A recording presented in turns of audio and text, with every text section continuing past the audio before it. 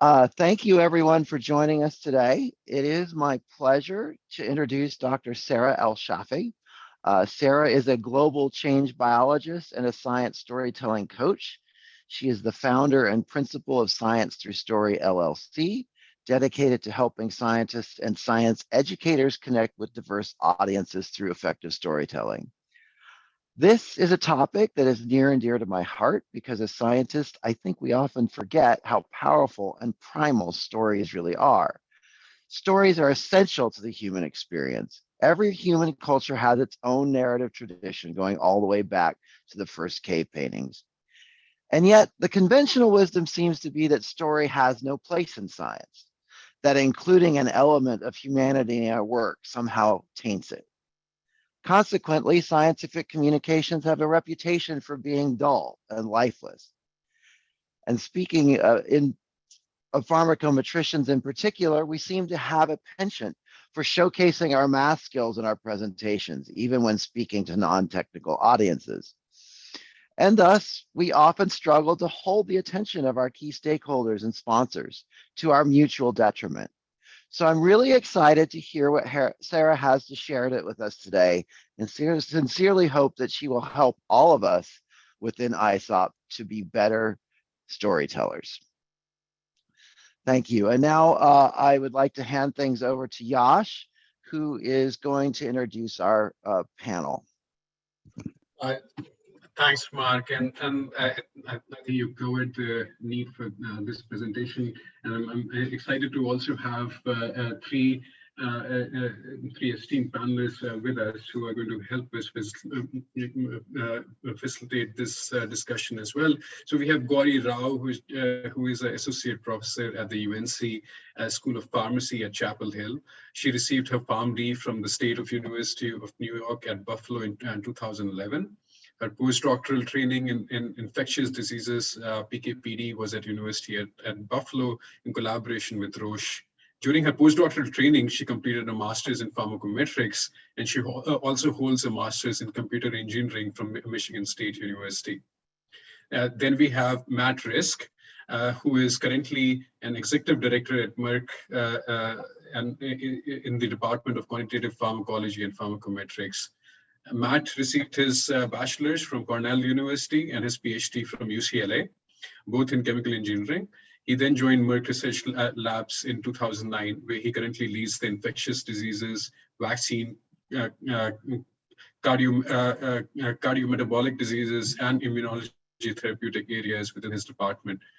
Matt has also been involved extensively externally. Matt has previously been involved with QSP, SIG, and in ISOP, and he also is on the ASCPT Board of Directors right now. We also have Catherine with us. She works as a freelance quantitative clinical pharmacologist for academia, biotech, and pharmaceutical clients. Her interests are in better decision-making through mathematics, modeling, communication, and creativity, ultimately developing safer and more effective medications for adults and children with life-threatening diseases.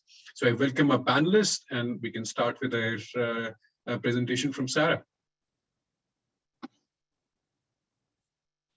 Thank you, Yash, and thank you, Mark, for that kind introduction. Thank you all for attending today, and thanks to our panelists for joining us. I'm looking forward to the discussion afterwards. So hello and welcome everyone to this Science Through Story webinar on science storytelling.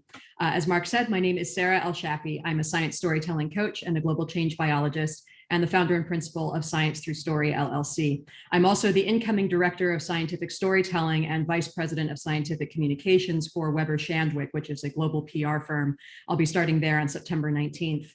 So this is actually my last Science Through Story workshop or webinar that I'll be doing. I just realized that. So this is actually a very auspicious occasion, culmination of 6 years of work. So thank you all for inviting me to be here today. It's really a pleasure. So a quick PSA before we begin. If you would like to post on social media about anything that you learn or see in this webinar, please feel free to do so. Unless it has this please do not tweet symbol on it. I'll be showing you a few slides with content from my dissertation work that is not yet published. So I prefer that not go on the internet just yet, but anything that doesn't have this symbol, please feel free to take a screenshot and post that if you wish. And if you're planning to tweet, I'd very much appreciate it if you can include my Twitter handle at @sci_story. Thanks so much. All right, so this is a webinar on storytelling, and I thought I would begin by telling you a bit about my own story.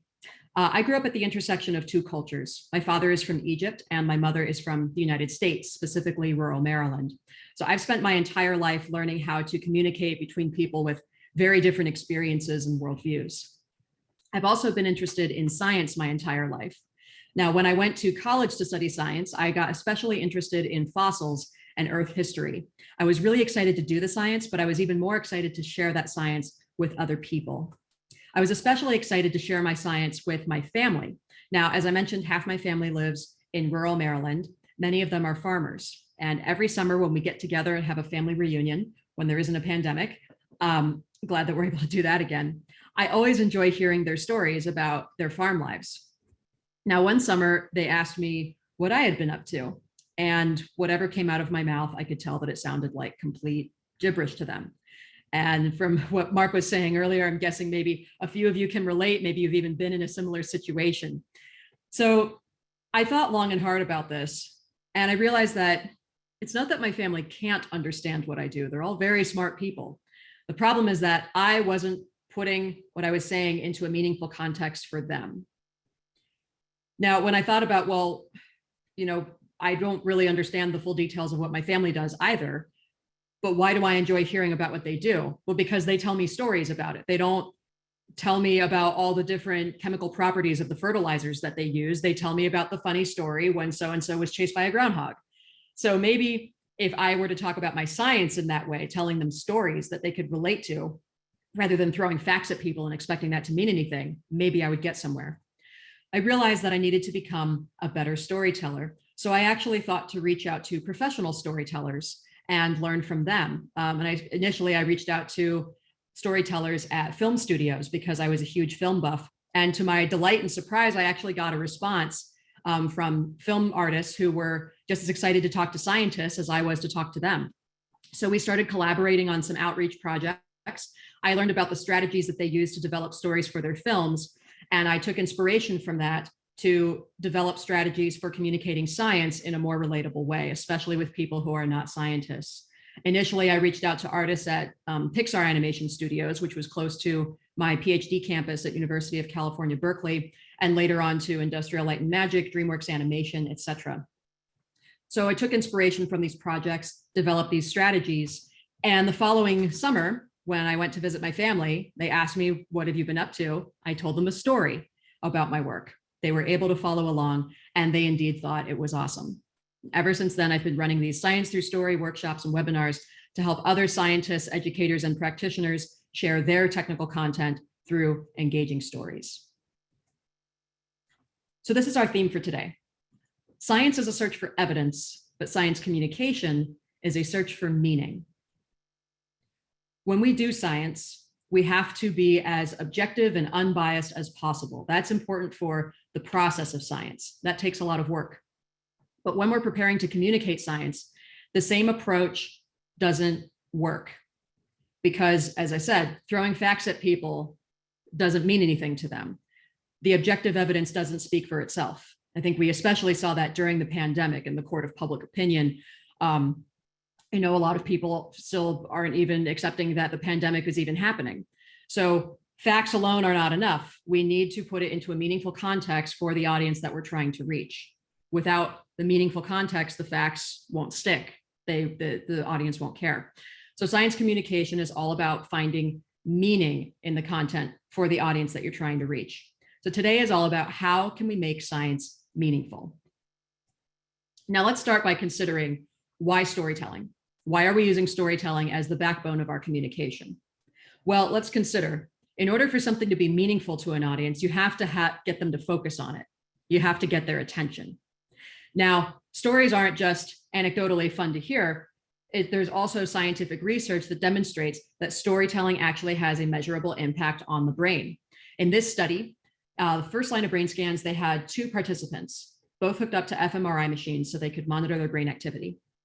And in the first round, participant number 1 told participant number 2 a story. Now, the areas that you're seeing highlighted in orange in color here in this first line of brain scans, those are the areas of the two people's brains that were overlapping in activity. Same areas of the brain were lighting up. Now, in the second round, they brought in a third participant, also hooked up to an fMRI, and participant number 2 retold that same story to participant number 3. And what they found was that whether the person was telling the story, hearing the story, retelling the story, or hearing the story retold, the same areas of the brain were lighting up. That's the second line of brain scans here. This is called neural coupling. It means that storytelling is essentially syncing brain waves, so to speak. This is what was happening a moment ago when I told you all my story. The same areas of all of our brains across all this distance were lighting up. We were all thinking the same thing at the same time. I was essentially syncing your brain waves to mine, which is really cool to think about. In this other study, they had 4 groups of participants, again, all hooked up to fMRIs, and they showed each group of participants a different 10-minute segment of footage. Group number 1 was shown some Alfred Hitchcock, Bang, You're Dead, high suspense, strong narrative. Group number 2 was watching a spaghetti Western, The Good, the Bad, and the Ugly by Sergio Leone. Strong narrative, but a slower pace. Group number 3 was watching some light comedy, Curb Your Enthusiasm with Larry David. Group number 4 was watching footage of Washington Square Park. Now, it may come as no surprise that the group watching Alfred Hitchcock had the highest degree of intersubject correlation, ISC. In other words, at any given time, about 70% of the brain was overlapping in activity between all of the participants in that group because it was really suspenseful and there was a strong narrative. They were all thinking the same thing at the same time. What's going to happen next? The Good, the Bad, and the Ugly, about 50-50. Paying attention at dramatic parts, but some minds wandering otherwise. The light comedy, about 20%. People queuing in at the punchlines, but minds wandering otherwise. And the footage of pigeons in a park, almost no overlap at all. So what does this tell us? If we have a strong narrative, you have your audience's attention. They're all thinking the same thing at the same time. What's going to happen next? If there's no narrative structure, may as well be watching pigeons in a park. Doesn't matter how inherently interesting or awesome you may think your content is, without the narrative structure, without the meaningful context, people aren't going to be paying attention. So our first takeaway, storytelling makes it easier to absorb, process, and recall new information. That's a really powerful bit of knowledge that we can harness. Storytelling isn't just fun, it actually changes how people's brains function and take in new information. So now let's ask, what is a story? Before we proceed with talking about storytelling any further, I find it helpful to offer an operating definition of what do we mean by story, because if you actually look up what is a story, you'll find a lot of different definitions out there. And all of them are valid, but for our purposes today, I think it's helpful to have a common definition that we're going by. So what I have distilled from all the different definitions of story I've come across, this is the one I find most helpful, especially for science storytelling. A sequence of causative events, meaning one event leads to the next, that follow one or more characters who are dealing with challenges in pursuit of a main goal. This is what I mean by story, compared to just a chronicle of events that happened. We're following causative events, following one or more characters dealing with challenges in pursuit of a main goal. Now, I also want to emphasize here, a good story cannot be devised, it has to be distilled. That's a quote from Raymond Chandler, a famous detective novelist. A good story cannot be devised, it has to be distilled. Storytelling is a process of taking a large amount of information and distilling from it the most cogent, cohesive, compelling story that you can share with the target audience that you're trying to reach, with the communication goal that you have in mind. And that is true of fiction or nonfiction, doesn't matter. When J.K. Rowling wrote the Harry Potter series, you bet, I'm sure she had tons of other details that she could have included in those books that she came up with, but she distilled from all of that the most clear, cohesive, compelling story that she could tell. When we're talking about science, for sure, there's a ton of information that we could include, but no matter what type of communication you're doing, you're never going to be able to say everything that you might like to say, especially if you're doing a 3-minute talk, right? So, but that's true, even if you had 3 hours, it would still be the same. You still wouldn't have enough time to talk about everything that you possibly could talk about. So storytelling, any communication is all about distilling.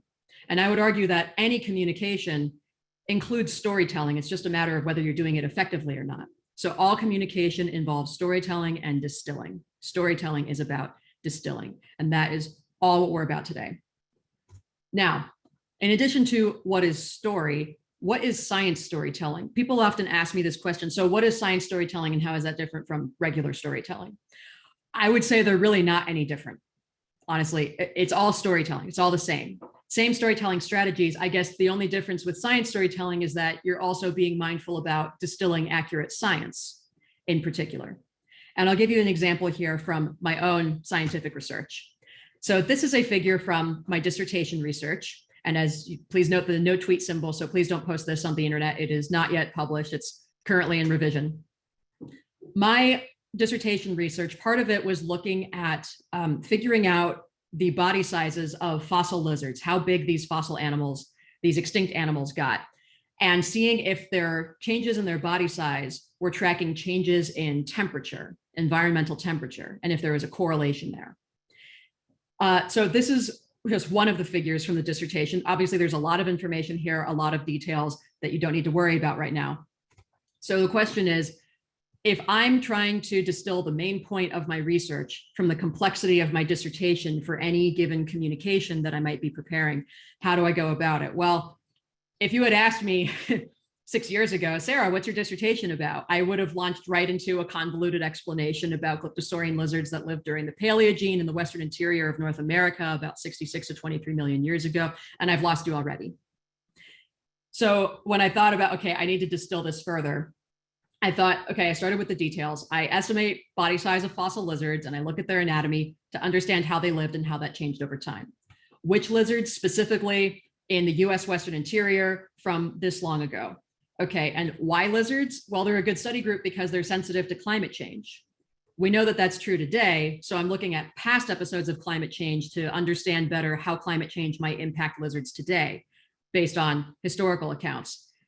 I guess the main point here is actually just that I study how climate change impacts animals over time. That's more or less how I went about distilling my main idea. And then once I had that main idea, I realized, okay, if somebody asks me, what is my dissertation about? I don't necessarily have to start with those details. I think it's actually better to invert it, start with the main idea.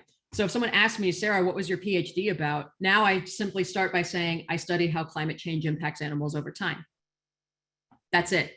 And for 95% of people who ask me that question, that's enough. That's plenty. That's all they really need to know. And 95% of the time, that's all I really care to share. I don't want to have to give a lecture every time. But if I'm talking to somebody who really is interested and they ask, oh, well, how do you look at those impacts over time? Well, specifically, I look at fossils from past episodes of climate change. Really, what kind of fossils? Specifically lizards, because they're sensitive to climate change. Lizards from where, from how long ago, et cetera, et cetera. So you can distill the complexity from your content and then build it back up stepwise as appropriate to the context that you're going to be communicating in, as appropriate to the audience that you're going to be sharing with. Then we can apply this in different ways when crafting a story. We'll get into that next. So our second takeaway, it's all about distilling complexity. All storytelling, all communication is about distilling complexity. Now, how can we distill science stories? Not just our main point, but how do we actually build an entire story out of that? Now, again, there are many approaches to storytelling. There is no one correct way to tell a story. I really want to emphasize that here. There's no one correct way to tell a story. But there are some commonalities across storytelling traditions from many different cultures around the world going back centuries. And of all those different approaches and the common elements that people have found between them, I find it particularly helpful to focus on these, what I would consider essential elements for science stories. In my experience of communicating science in different ways and helping other people to communicate science in different ways, I find it helpful if you particularly focus on these elements. First of all, who is your protagonist? Who is the main character in your story? Now, this could be an individual, could be a group of individuals or a collective. It could be a human, it could be a not human. Doesn't matter. Your story can be about a scientist, it can be about a stakeholder, somebody affected by the science, could be about an animal, a molecule, a planet. Anything can be a protagonist in a story, as long as you are clear about who the protagonist is. Who is the story following? And make sure that you're following that same point of view throughout. Or if you're following multiple points of view, just be consistent about it. I have seen plenty of presentations that did not clarify that to themselves or to the audience, and the presentation was confusing as a result. So who's your protagonist? What is the objective of that protagonist? What are they trying to accomplish? And what is at stake if they are not successful? What do they stand to lose or gain? Now, once you have these starting elements in place, then you can think about the events in the story. Now, I often find it helpful to start by thinking about the final outcome for the protagonist. Does this story end well or not well for the main character? Now, on the right here, I've plotted out a story arc for a story. Sometimes this is called a dramatic arc. And if you're familiar with the term hero's journey, a lot of this is also present in that model as well. Another model of storytelling that was distilled from storytelling traditions around the world. So by outcome for the protagonist, I mean, where is the protagonist ending up, excuse me, relative to where they began? Now, when we plot out a story arc like this on a graph, because we're scientists, right? We love graphs. But this is something that actually story artists, even in the film industry, will do a lot. So they can see how the story, how the character's journey is progressing as the story progresses. So we have time on the x-axis, and then that y-axis can be anything that changes over the course of the story. Here I've plotted it as status relative to the main goal. Is the character farther from or closer to their main goal at any given point in the story? So in this particular example, the outcome for the protagonist is good. They're ending at a point that is closer to their main goal relative to where they began. And it's helpful for me to decide that first, figure that out first, because then that helps to figure out what is the tone, what is the journey of the entire story. Once I figure out the outcome, then I'll figure out the ending. What is the final event in the story? Where does the story actually end? And what was the climactic event just before the ending? That kind of the end all be all. It reveals how this story is going to end for the protagonist when all is resolved or not resolved. And what's the falling action in between? So what is the fallout from that climactic event?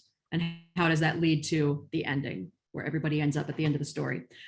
Once I figure out where the story is ending up, then it's often then that I'll go back and figure out what was the inciting incident that catalyzed the story into motion. This is often something that presents a new opportunity or a new threat to the protagonist and their objective. What was the inciting incident that changed things, that launched the chain of events that happens afterwards? So once I figure out that inciting incident, then I'll figure out the rising action. Rising action is just what happens in the story between the inciting incident and the climax. That can be events that happen to the main character. It can be obstacles that they encounter along the way and actions that they take in response. Now, you don't have to figure out these elements in any particular order. You might already have a very clear idea of what your inciting incident is, and you need to think more about what was the ending, what was the climactic event. It doesn't matter. In more cases than not, for me, I find it helpful to figure out where the story is ending first, because then I kind of have the final bookend, and then I can choose from any number of inciting incidents that could work for the story. For example, if I'm talking about my dissertation research, well, at this point, because I just recently finished my Ph.D., the logical bookend at the end might be, I found this result. This is what that would be the climactic event. I discovered this, so this is where I ended up. The outcome was good. I found something interesting. And then I might go back, and the inciting incident could have been any number of things. It might be when I started the PhD. It could be when I made an observation that got me interested and got me asking new questions. It could be the new hypothesis that I decided to test. It could be an experience I had when I was 6 years old that got me interested in animals. It could be any of that. And I would choose the appropriate inciting incident based on the audience that I'm going to be communicating with. So, but yeah, it doesn't matter what order you go through these in. Now, by the way, you might be wondering, well, what about a scientific paper? Like, this is all well and good for presentations if I'm addressing audiences directly, but what if I'm writing a technical manuscript? Does this apply? Absolutely, it applies. Think about it. Technical manuscript often starts with an introduction, some exposition at the beginning to set the scene, introduce the characters, introduce their world. That's when you introduce the background research that you did, maybe what got you interested in this existing problem that has not yet been addressed or resolved.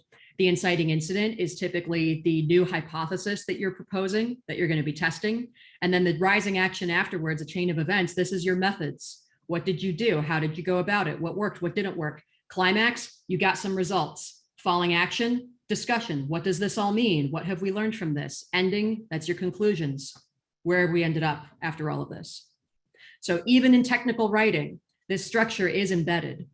And that's one of the reasons why I find this to be a useful model to follow for science storytelling, talking about scientific content. But again, this is not the only way to tell stories. You do not have to follow this model exactly. And I've seen plenty of talks, plenty of movies, plenty of stories of all kinds that pretty much followed this model, but were still terrible. So following this is not a guarantee of success, because you also need to be thoughtful about it, make sure that you're actually making it meaningful for the audience, make sure that the chain of events makes sense, that one thing is leading to the next, and that what you're you're actually making it interesting for your audience. But this is something that can absolutely help with that. And above all, help it be clear. I guarantee you, if you use even just some of these essential elements, it will help your audience follow your story, because this is the basic format that many stories intended for broad audiences follow. Any major film that was really successful, or book or TV show or anything, I guarantee you it has at least some of this in there most of the time, that reached a wide audience because it's easy to follow and it's very familiar to people. Not the only way to tell a story, but especially for scientific storytelling, I really recommend using some or all of this, because it really helps your audience follow along. So takeaway number 3, the essential story elements are always there. You just have to identify them. I gave you a few examples just now. I guarantee you might be thinking, well, that's fine for you, but what about my science? Because my science is so complicated, or my science is so removed from people's day-to-day experience, and it's really hard to get people to relate to microbes or molecules or whatever. I guarantee you the elements are there. You just have to identify them and distill them. But there's always material there that you can use. Now, with all of that in mind, let's consider, how can we distill not just science stories, but science stories for different audiences? Does the same story work for every audience? Probably not, right? Because every audience is different. So how can we distill different science stories effectively for different audiences? Now here, I'm going to use an example of a story with some proximity to what you're all interested in and what you all do. I would like you to please take a moment to scan this QR code, read this short article, and we'll take about 3 minutes to do that. I'd like you all to take a moment to read this article on your own, and then we're going to discuss what are the essential elements present here, and what essential elements could we distill or infer if we wanted to reach a different audience. So take 3 minutes to do that now.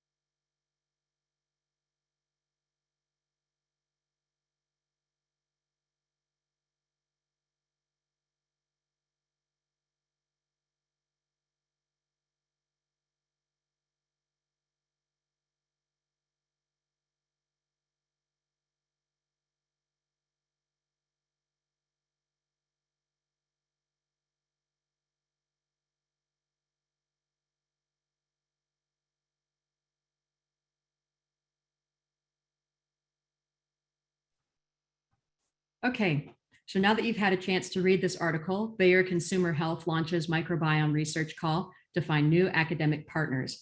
Let's think about what are the essential story elements that are present in this article as it is written.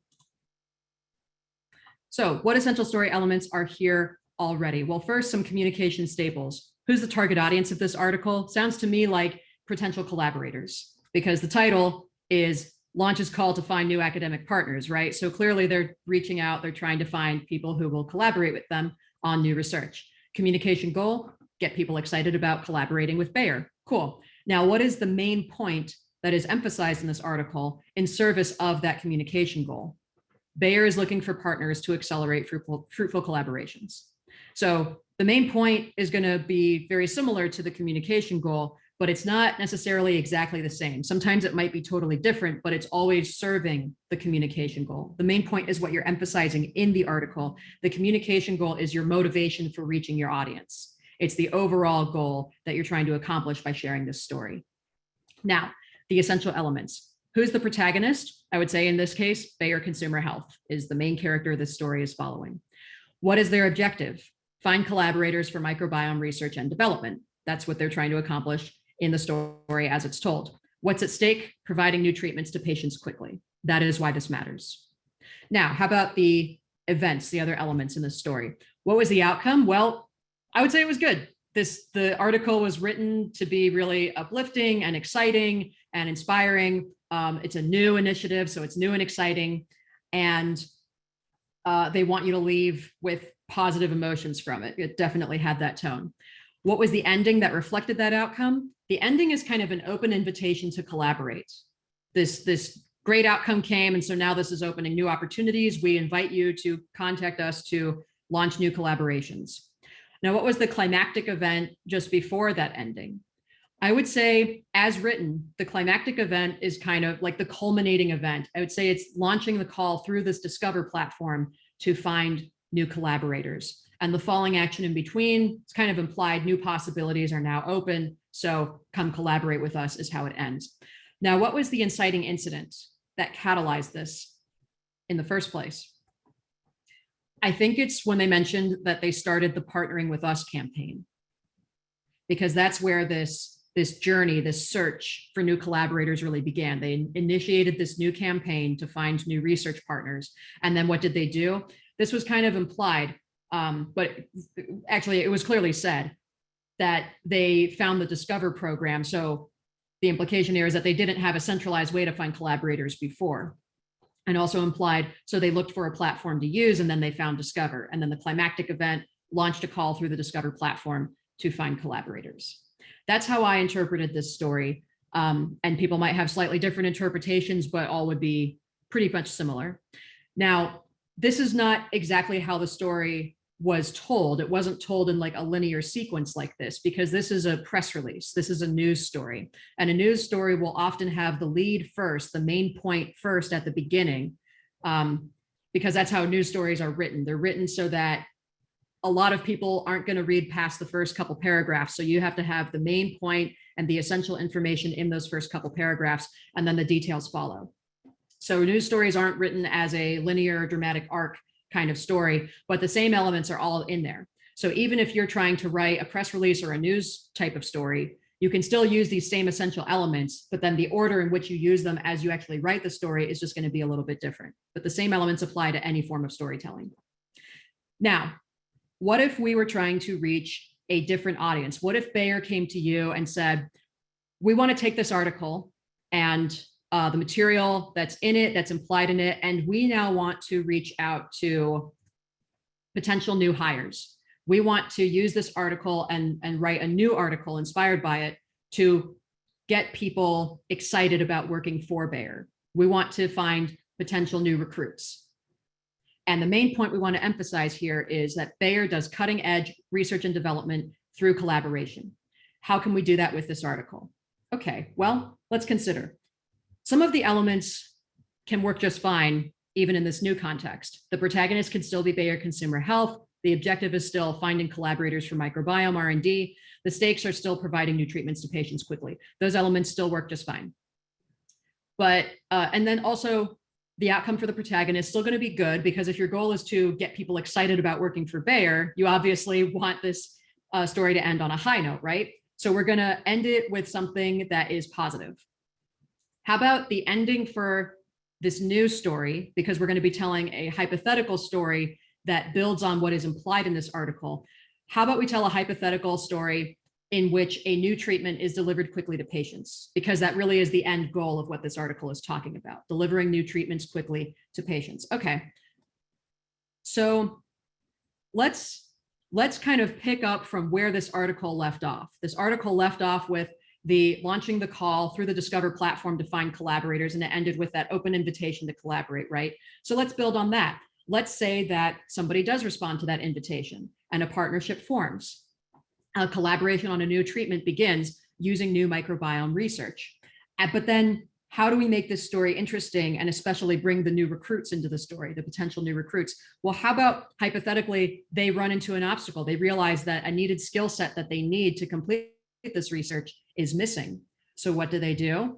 They recruit a new practitioner to join the team. That could be you, potential new recruits. So you're bringing the audience into the story here. And then the climactic event might be that this expanded team makes a new breakthrough discovery, which leads to testing and launching a new treatment. And then the new treatment is delivered quickly to patients. So here we're telling a story that hasn't happened yet, but we're building on the content that we want to share with people in service of this communication goal of getting people excited about working for Bayer. Here is what could happen out of the research that we've done already. And I actually see a question in the Q&A already about grant proposals, and how in some cases with grant proposals, the outcomes are not yet known because you haven't finished the study yet. You need more grants, or you need more grant funding, right? So do you have suggestions for storytelling structures in that type of setting? I'm so glad you asked that question, because here's an example of how you can treat that. You can talk about what you hope will come out of this study, or what could be possible with this study if you just get the funding that you need to complete it, or you get the resources that you need,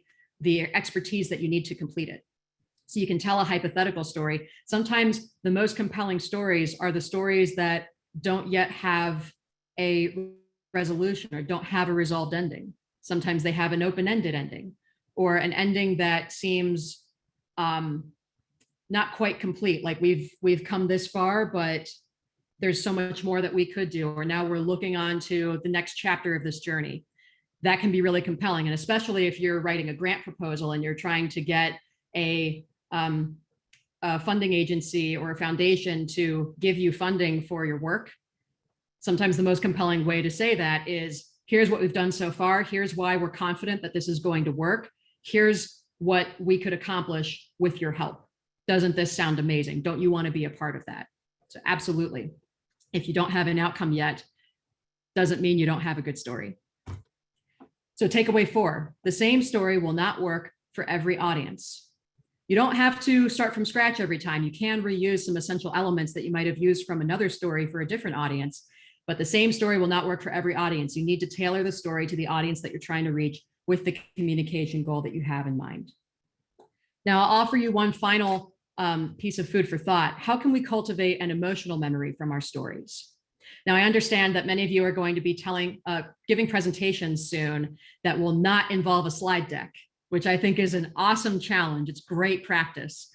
But for the future, when you will be needing to create some visuals to go with your presentations, whether that's a slide deck or a figure or poster presentation or anything, here are some things that you can keep in mind. And yes, this can even apply to giving an oral presentation. So visual storytelling is just as important as crafting the story itself. And I'll offer you here an example from this children's storybook that was commissioned by the Make-A-Wish Foundation for a little girl named Zoe, who was diagnosed with congenital heart disease. Now, Zoe's wish was to have a story written about her. And a colleague of mine named Daniel McCoy, who actually works at Pixar Animation Studios, he led a team of Pixar artists who volunteered their time and their talents to illustrate Zoe's story. These artists brought Zoe's story to life visually through effective use of color and tone. By tone, I mean the lighting of the color, lighter or darker, saturated or desaturated. So for example, these images use pastel colors, but with very different tones. The image on the left is desaturated. The colors are very dull. They're washed out, gives the image a somber mood, which is appropriate because here the little girl is undergoing surgery. But then on the right, the image is much brighter. The colors are saturated. They're really vibrant.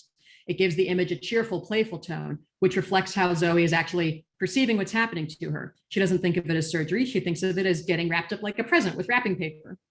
So I remember all of the details of Zoe's story, her disease, her dreams, and her cure. She was cured because of this beautiful and emotionally compelling storybook.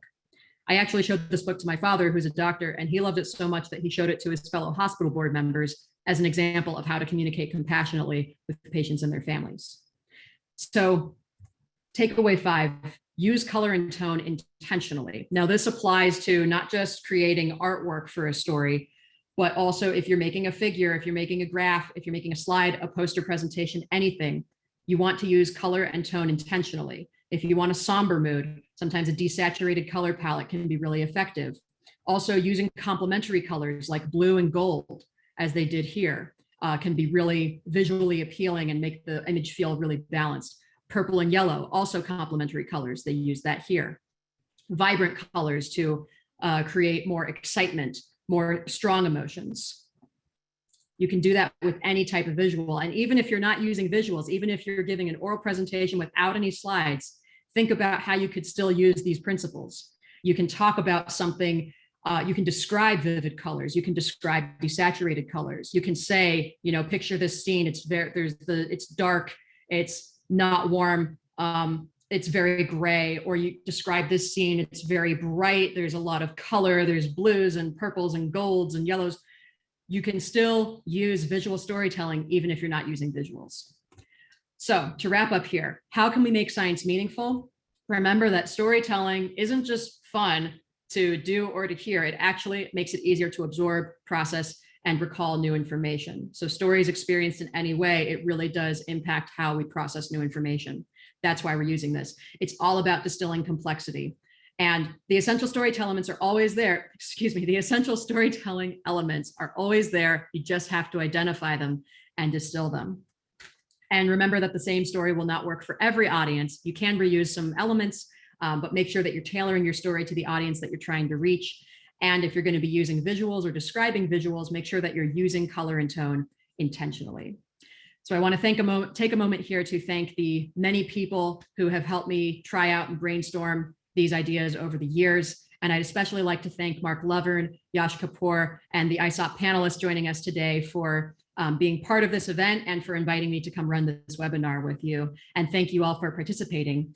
And I look forward to your questions. I'll just put up a few quick resources here before we open up the Q&A. If you're interested in learning more about science storytelling, you can find a lot of resources on my website, sciencethroughstory.org, including sketch notes from previous workshops. This one's actually on visual storytelling with some collaborators from Pixar. There's a lot of sketch notes on my website. You'll also find links to papers about science storytelling. Now, these are from a symposium that I ran on science through narrative with both artists and scientists speaking on the same platform at a biology conference. And many of those presenters then wrote papers that were peer-reviewed and published in the journal Integrative and Comparative Biology. They're peer-reviewed, but they're written for a very broad readership, and they include lots of different perspectives on science storytelling, from animators, video game developers, data visualization artists, dance theater directors, all kinds of perspectives. So if you're interested in learning more, I encourage you to check those out. They're all available open access for free. You can find all those links on my website, including my own paper on making science meaningful for broad audiences through stories that'll give you some more background on everything we discussed today. All those papers are available for free. And of course, if you're interested in learning more about any of this, please feel free to reach out to me at any time. Even though I am starting a new job in a couple of weeks, you can still reach me at this address and at these social media platforms. And if you're interested in hearing about more events coming up that will be available to the public, you can join my mailing list. So with that, I'll turn it over to Yash and Mark and our panelists, and I look forward to our discussion. Mark, you are mute. Yes. Thanks. Wow, Sara, that was absolutely amazing, I have to say. And as I said at the beginning of the talk, this is a topic near and dear to my heart. I know that I'm not by any means alone in that. And so yeah, but I think these are just some really useful principles that we can all benefit from. So thank you so much. I think before we go into questions, I'd just like to maybe go around the table and get some thoughts from all the panelists, their reactions to the talk, and if they've got any questions, that's great, but as well. So maybe Gowrie, you want to start? Yeah, sure. Thank you, Mark, and thank you, Sarah. This was an amazing talk. I had shared, that the knowledge about your event with my students and fellows. I hope a lot of them, took this opportunity to join this webinar. Because I really think that you have tackled a very tough topic, and especially being in academia, you know, um, a having students understand the science, that's a big hurdle they have to kind of get over. And then being able to articulate it well enough for others in the committee. Most of our PhD committees are very diverse, and then, to the larger audience is really challenging. So I guess one of the questions I had for trainees is, when you distilled your science, or, earlier on in your PhD, as you were getting familiar with your own research, and you also were at the same time thinking about how do you narrate your story, what were some of the challenges you faced, and kind of what steps, or, what avenues did you take to kind of address some of those challenges to, better articulate your story? And I'm especially thinking about students who are more introverted by nature. So, just even simple talking is tough for them. So, that maybe science through story might be an option for those students. Thank you for your comments. I really appreciate it. And that's a great question.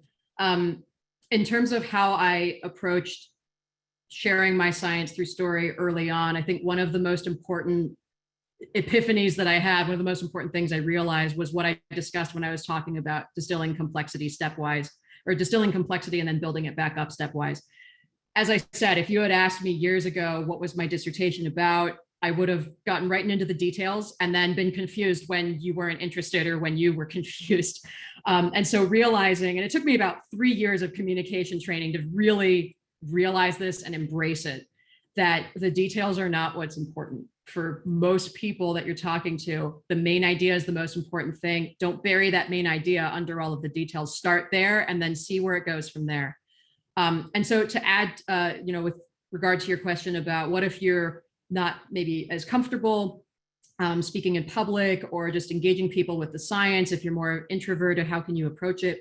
I think one of the other most valuable skills that I learned was just the art of listening, active listening, and asking questions. So now a lot of times when I have a conversation with somebody, even if it starts with them asking me about my science, I'll start by asking them questions. When was the last time, or like, what kind of things are you interested in? What are some things you've noticed about this or that topic? Just trying to find some common ground and get a sense of what their experience is. Where is their interest coming from? Especially if it's a question that might even sound a little bit combative, or that I'm like not sure how to handle it. Like, well, but climate change is a hoax. So how do you reconcile that? Or how do you explain that? So don't take it personally. Just start, if you start by asking questions of the person, like, well, what has your experience been? Have you experienced any extreme weather recently, for example, or have any of your loved ones experienced or been affected by extreme weather? And just getting a conversation going. People really just want to be heard. And even if they're asking you a question, if you show interest in them, it does miracles to establish trust. And even if all the person remembers from your interaction afterwards is how it made them feel, that's the most important thing that they're going to take with them, is the emotional memory of that interaction. So if you're nervous about talking about science with people, just asking questions, even if you're giving a presentation and it's not a one-on-one dialogue, you can still be asking the audience questions and use that as a way to kind of find your footing, get comfortable, and get into a groove with your presentation. It can really help a lot in any communication situation.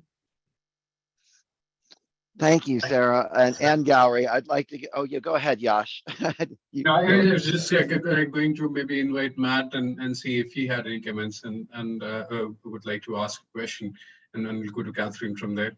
Go ahead, Matt. Yeah, thank you. Sarah, that was fantastic. Thank you so much. I I was just hanging on every word because I could really relate, especially with where you started about talking about science with your family. I come from a family of non-scientists, and so I've worked through years of having people look at me like I have two heads when I try to explain what I do for a living, and so I definitely can appreciate that. I also think as I was listening to you, I mean, I loved that message of really crafting the story to meet people where they are and framing it in a way that they could understand. I think to me, I'd also love to hear your perspective on sort of the emotional intelligence as well of reading the room and trying to understand where I see it a lot when candidates come in for interviews, for instance, is that they want to explain every single detail of what they've done. And I think especially when time is limited in an interaction, there's a skill, I think, in my opinion at least, that comes from, you start and you give the listener the opportunity to ask for more details if they want it, or realize that maybe it's time to move on to a different part of the story. And so maybe I was wondering if you could comment on that a bit of reading the room and being able to choose your own adventure through your story as you're going through it in terms of the level of detail or the altitude that you need to sell it at. I completely agree. And I think you've summarized the point beautifully. And I'll just add to it that, again, I think asking questions can go a long way. And, in addition to what I said in response to Gauri's question, really out of any interaction, an artist told me this once, out of any interaction or experience that people have, later on, how much they're going to remember from it, 80% of it is going to be simply how it made them feel, building on what I said earlier. Another 15% might be presentation style, body language, nonverbal communication, and maybe 5% will be actual content. Next week, when you all think back on this webinar, how many details of what I shared today will you actually remember off the top of your head? Probably about 5%. If you were really, really engaged, maybe 10%. And then if you rewatch this recording, hopefully more than that. But I think if you just embrace the fact that people are only going to remember about 5% of what you say anyway, and instead of finding that disheartening, use that as an opportunity to really focus on what is the 5% I want to make absolutely sure that people remember I say, and keep coming back to that, and then stick with that. And especially in a situation like you were describing, Matt, and the importance of reading the room, prioritize responding to your audience, responding to the questions, responding to how people are reacting to what you're saying above any details that you might want to share. It can really be powerful. Thanks, Sarah. Thanks. I know we are also hitting the wall on the time, but maybe we'll stay on for a couple of more minutes. Catherine, do you want to give your thoughts? Yes, absolutely mind expanding talk. Thank you so much. As you were speaking, I had this self-realization that the introduction of some of the presentations or documents that we write is something that I just sort of glaze over. And what I realized in your talk is that this is key. It's the exposition and the inciting incident. But oftentimes I find it to be so dry, and I'm wondering, how much can we put in there? I'm trying to balance let's make this very dramatic with that's, I think, swinging too far the pendulum versus what we do now, which is just very dry and matter of fact and doesn't really get read often. That's a great point, Catherine. I think the introduction of a paper or a presentation is often a missed opportunity to really pull your audience in with a compelling story. And as you said, it doesn't need to be overly dramatic, but even when you're writing the first draft, maybe it wouldn't hurt to push it towards overly dramatic. Try pushing it to the other extreme. If you feel like, well, right now it's too dull and dry, so I'm going to make this sound like a pitch for a movie script. And then, adjust accordingly, like get some reactions. And you might come across some gems in there that you realize, oh yeah, that is a really cool point, and I should emphasize that more. So I'm going to keep that. I'm going to get rid of this other stuff that maybe is a bit too much. And then where you settle in the middle will be something that will be less dry, but also not too overly dramatic.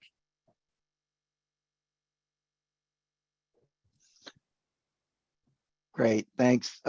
I think we're going to do just one question. We have several questions from the audience, but I am conscious that we're out of time.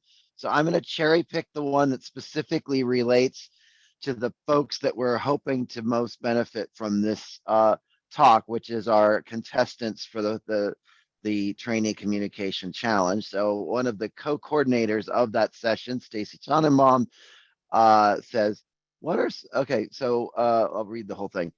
Thank you, Sarah. That was awesome. Our Trainee Communication Challenge A-Cup will have 5-minute presentations without slides on their accepted abstracts. Hopefully they are all watching. What are some ways that can keep people engaged in the presentation, since eyes will be on them only? Props, body language, vocal variety, etc. Any tips are appreciated. Yeah, well, first of all, good luck to everybody in the Trainee Communication Challenge. I think that's a really awesome opportunity. And I would say absolutely everything that you mentioned, Stacy, props, body language, vocal variety, all of that can really help keep people engaged. Another thing that can really help, especially since you only have 5 minutes, you can do other things to draw your audience in, like anything that can connect to something that your audience would be able to relate to. One thing that I like to do is to point out what is both ordinary, as in familiar or relatable, and what is extraordinary about something. So if I'm talking about lizards getting bigger in response to higher temperatures, for example, it's what I do for my research. I could talk about how lizards are, they're familiar in that, like, some of them want to just escape the extreme heat, but what's extraordinary? Well, some of them, that extreme heat actually allows them to get bigger. It's like going into a sauna and then coming out as the Hulk. Or if you're talking about microbiome research, as in the example that we read during this webinar, what would be ordinary about that? Microbiomes are just trying to maintain a happy, healthy environment to live in, just like any of us want. But what's extraordinary about that? They're also helping your body fight off like invading microbes that can be detrimental to your health. For example, if we're talking about the gut biome. So highlight what is familiar, but also what is really exceptional about your content, and pairing those together, contrasting them throughout your story, can really help keep people engaged. And I do want to take just a moment quickly to address these other comments, because I think I can address them really quickly. Somebody asked about, thank you. Sure, yeah, tips about bright colors. How to use the tips about bright colors we just learned while using colorblind friendly colors for our research. Thank you so much, the anonymous person who asked that. It is a really important thing to consider, I think, to make your visuals color accessible. And actually using saturated colors is a really great way to do that. And this is advice that was given to me by a colleague who does have a form of color deficiency. He said, if you use bright saturated colors and using colors that don't look the same for people with different forms of color deficiency, if you Google color deficiency filters or color blindness filters, you will find lots of resources available online that can help with this. And one thing is, you don't want to pair red with green, because those will look the same shade of brown to people with a lot of forms of color deficiency. So instead, it helps to use a shade of magenta rather than orange. Fun fact, traffic lights in the US actually are tinged with magenta so that people can tell them apart, even with color deficiency. So using saturated colors, making sure you're not using color combinations that won't be discernible to people. And also, if you have a bunch of data points, don't use a bunch of colors, use a few colors, like maybe 4 or 5 colors, and combine them with different shapes, or use some black and white there as well. Can really help make it not look like just a plate of confetti. And then I think there was one last quick question in here. Thank you for the kind remarks, everybody. Last question, how do you shift your story when you're talking to your peers, experts in your field? Well, we hit on a lot of this throughout the webinar, but I'll just add, if you're talking to peers, experts in your field, not only tailoring the story, but think about the last time you went to a conference, or if this will be your first conference going to this ISOP meeting. I'll give you a hint now. Even at a conference where you're surrounded by people who are in that field and might share expertise with you on your subject matter, they don't necessarily want to have to use all their expertise to interpret your presentation, especially at a conference. When I go to a conference, I really appreciate it when people distill and simplify what they're saying, not dumbing down. I don't think dumbing down is a useful phrase, actually, especially in science communication, but distilling. If you tell me up front, what is the main point of this? and then build that complexity stepwise. Even if I'm talking to a peer in my field, even if I'm talking to a collaborator on my paper, I would still do it that way, because that just shows respect for your collaborator or respect for your peer, that they don't have to use all of the mental judo that they learn in grad school to understand what you're saying. They should be able to understand what you're saying up front, just give them the distilled main points, and then you can build in the details as appropriate to the conversation or the presentation that you're having. So really, I would take the exact same approach with scientists or non-scientists, and then I would just build the complexity stepwise as appropriate to the audience I'm addressing. Wonderful. That again, thank you so much, Sara, and panel members, and Yash, my co-host. This has just been well, it's been definitely the highlight of my day, if not my week, and so maybe my month. I don't know, but it's been awesome. So thank you. Thanks, Sara, and thanks everybody for joining today. And this recording will be circulated. So if you want to look at it again, or if you want to share it with some of your friends. So Sara is going to manage the recording. So okay. and I guess we'll send a link to your Vimeo site, I think is what we agreed to. Yes. So as soon as I get the recording, I will put it on my Vimeo site, and I will make that available through the rest of the year. So you'll have plenty of opportunity to refer back to it if you'd like. And that is so greatly appreciated and generous of you. So thank you. And very best of luck in your new venture. I look forward to hearing, what's next for you. Thank you very much. I appreciate it. Thank you again for the invitation to join you today. This has been an absolute pleasure.